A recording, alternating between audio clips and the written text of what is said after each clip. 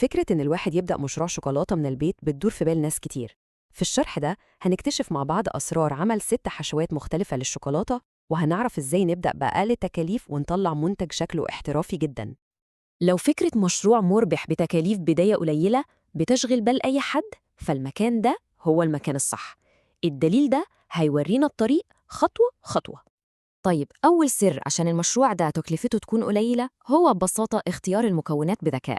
يعني بدل ما نستخدم زبدة الكاكاو الطبيعية الغالية، المصدر هنا بيقترح نستخدم بديل ليها أرخص بكتير.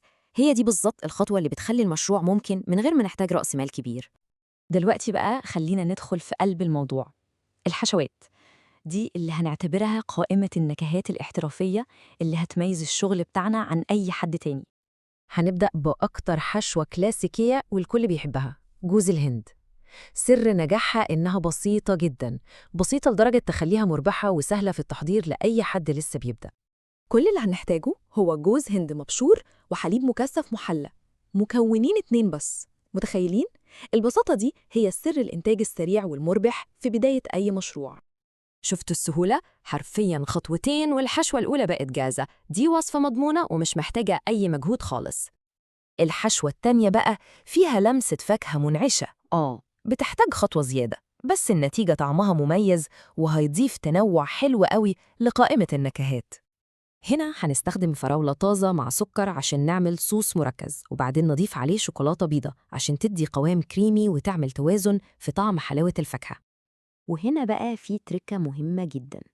صوص الفراولة والشوكولاتة لازم الاتنين يكونوا دافيين عشان يختلطوا صح من غير ما الخليط يخرز أو يفصل.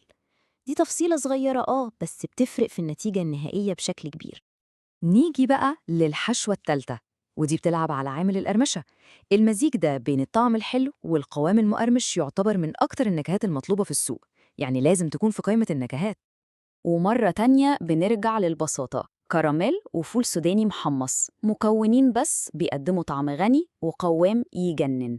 دي حشوة سهلة ومستحيل حد يختلف عليها. ودلوقتي حشوة مخصوصة لعشاق القهوة، طعمها مركز ومثالية للناس اللي بتحب النكهات القوية واللي بتصحصح. ممكن أي حد يفتكر إن طعم القهوة المركز ده محتاج وصفة معقدة، لكن الحقيقة إنه بيتعمل بمكونين 2 بس: قهوة سريعة الذوبان وحليب مكثف. وده بيأكد إن الابتكار في النكهات مش محتاج تعقيد خالص. والنصيحة دي بقى بتغطي الحشوة ال5 وال6 بذكاء. بدل ما نعمل كل حاجة من الصفر، المصدر بينصح باستخدام حشوات جاهزة زي الكراميل أو النوتيلا. دي خطوة بتوفر وقت ومجهود كبير، بالذات لما الطلبات تبدأ تزيد.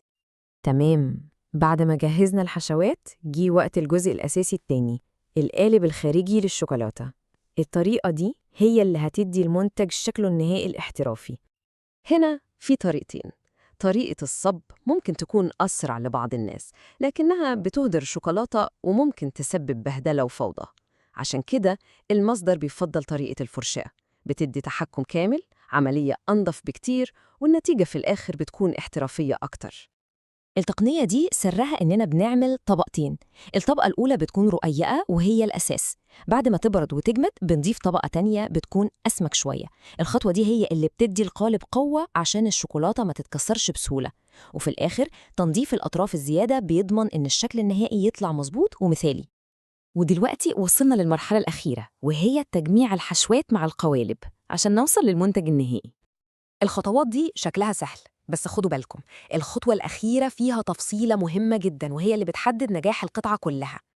وده يمكن أهم تحذير في العملية كلها. السرعة هنا أساسية. لو اتحركنا ببطء، برودة الحشوة اللي طالعة من التلاجة هتخلي طبقة الشوكولاتة الأخيرة تجمد وتتكتل قبل ما تتفرد كويس، وده هيبوظ شكلها تماماً. فلازم يكون سريعين جداً في الخطوة دي.